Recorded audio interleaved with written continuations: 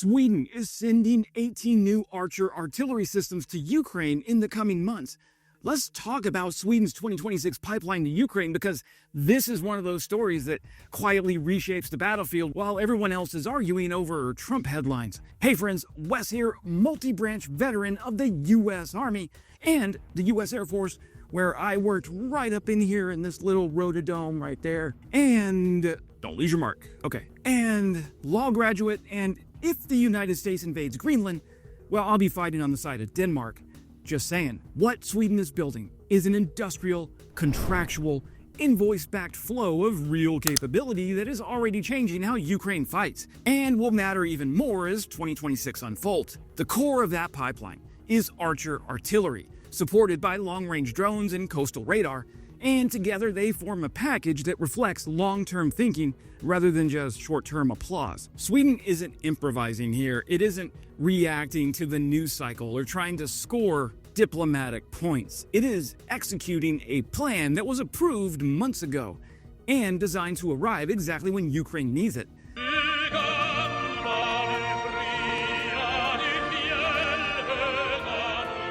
By the time most people notice, Ukrainian crews are already firing this system and writing after-action reports. So let's start with the Archer first, because that is the backbone. As of January 2026, Swedish authorities have confirmed that 26 Archer 155mm self-propelled howitzers are already in Ukrainian service.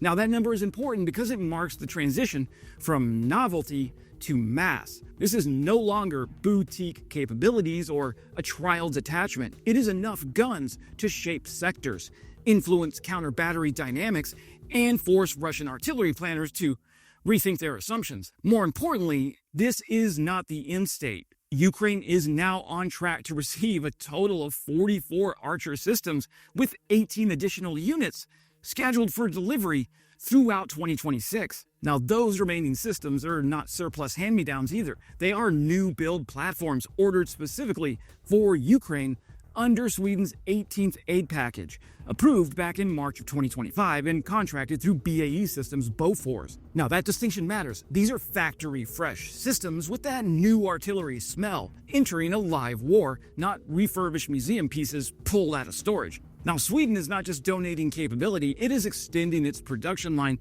directly into Ukraine's order of battle. But wait, there's more. This commitment deepened further with Sweden's 20th aid package, announced in September of 25 and valued at roughly $836 million.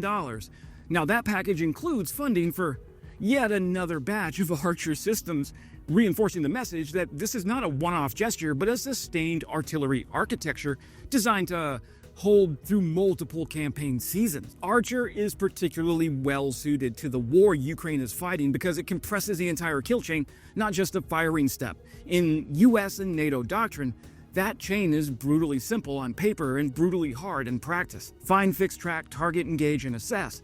The side that moves through those steps fastest survives. The side that lingers gets cratered.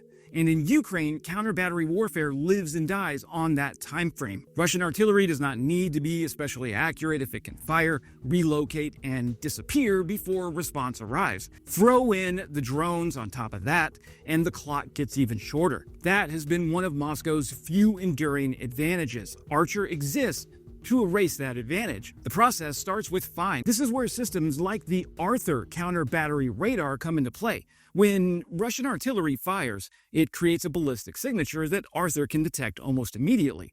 The radar does not care about whether the projectile is smart or dumb.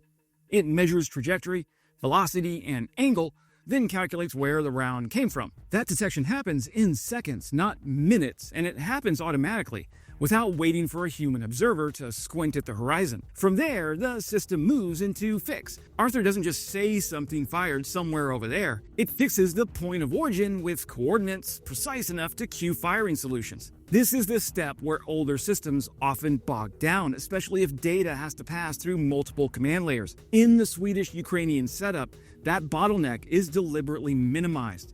Once the firing position is fixed, the system shifts to track, but not in the traditional sense of following a moving target.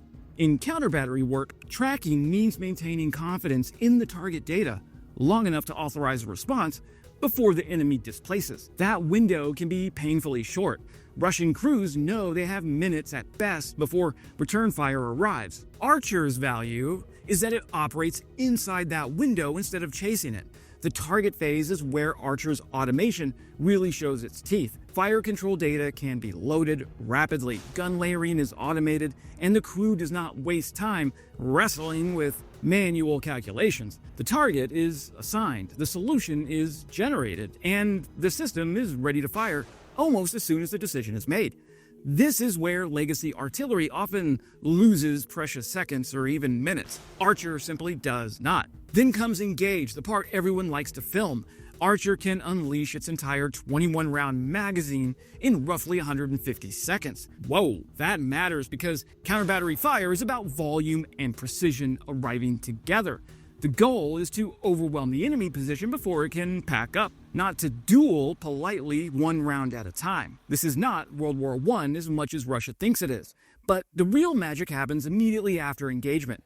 Archer does not hang around to admire its handiwork. Within roughly 30 seconds, the system can be moving again, relocating before Russian sensors or loitering munitions can cue a response. This is the part of the kill chain that keeps crews alive. Fire, move, survive. Lingering is how artillery dies in Ukraine. Finally, there's assess the battle damage. An assessment does not require Archer to stay exposed. Drones, ISR feeds, and follow-on sensors confirm whether the target was neutralized. If it was, the loop closes. If it's not, the data feeds back into the system and the process repeats, often with a different firing unit. Archer doesn't need to see the results firsthand to be effective. This is why the first 8 Archers delivered in late 2023 were immediately absorbed by the 45th and the 43rd Artillery Brigades in Ukraine and used heavily rather than showcased. Ukrainian units did not treat Archer as a prestige asset. They treated it as a working gun and then built tactics around what it does best. Sweden understood that artillery alone is only half the equation. Guns without sensing just give you a bunch of soldiers on disability with hearing problems, which is why the same packages that deliver Archer also include Arthur counter-battery radar systems. In Ukrainian hands, the pairing of Archer and Arthur work exactly as intended. Russian artillery fires, Arthur detects the launch, Archer responds with precision, then Archer moves before return strike can land. That is a designed system of systems approach, and it reflects a Swedish understanding that wars are won by pairings, not platforms. Zooming out, this approach also embeds Ukraine more deeply into a regional ecosystem. In January 26, Latvia approved the purchase of 18 Archer systems for its own forces, further anchoring Archer within Baltic and Nordic defense planning. Now that matters because it ensures shared training, shared sustainment knowledge, and long-term logistical relevance. Ukraine is not fielding an orphan system. It is operating artillery that neighboring NATO states are actively buying, maintaining, and integrating into their own force structures. Oh, we need to talk about this too. Sweden's support doesn't stop on land. Later aid packages also included coastal surveillance radar systems, which are especially relevant given how the Black Sea War has evolved. Ukraine has already demonstrated that it does not need a traditional blue water navy to contest maritime space. What it needs is awareness. By the way, some of you have already heard this joke, but why does the new Russian Navy have glass-bottomed boats? So they can see the old Russian Navy. I know. Tip your servers. I'll be here all week. These radars that Sweden has given improves Ukraine's maritime picture. It improves early warning against cruise missile launches, and it feeds targeting data into an ecosystem that increasingly includes naval drones and distributed strike assets. So this is not about sinking Russian ships for social media, although that is hilarious. It is about denying complacency and forcing Russia to defend maritime approaches it once treated as safe. Taken together, the package makes sense. Archer shapes the land fight, Arthur radar accelerates counter-battery loops, coastal sensors harden the maritime picture. Oh, and Ukraine's long-range drones stretch Russian defenses thin. Now, none of these systems require Ukraine to reinvent doctrine. They plug directly into what Ukraine is already doing well. This is the through line of Sweden's support. It is quiet. It is structured. It is relentlessly practical, just like that IKEA piece of furniture. Sweden is not betting on it. Keep it together. Sweden is not betting on a miracle weapon or a single decisive moment. It is betting on attrition, done intelligently, with systems that arrive on time and stay relevant. Russia can adapt to surprises. Yes, it does struggle against consistency, but every additional Archer delivered in 2026 tightens Russia's artillery planning. Every new radar reduces reaction time. Every drone sortie forces Moscow to defend more territory with fewer resources. This is not escalation for its own sake. This is pressure applied steadily, professionally, and without theatrics.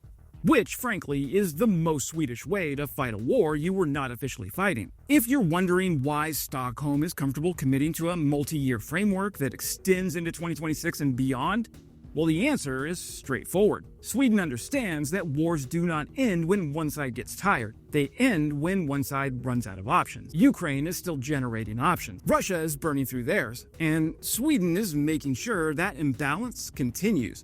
Not with speeches or symbolism or threats to invade Greenland, but with contracts, delivery schedules, and steel that actually shows up. And that is why Sweden's 2026 pipeline matters more than most people realize. Alrighty then, that's it for today, my friends. Subscribing is the best way to help me keep pushing back on Russian disinformation and keep Ukraine's fight top of mind for millions of my monthly viewers. And as always, say it with me, glory to Ukraine, glory to the heroes. Crimea is Ukraine.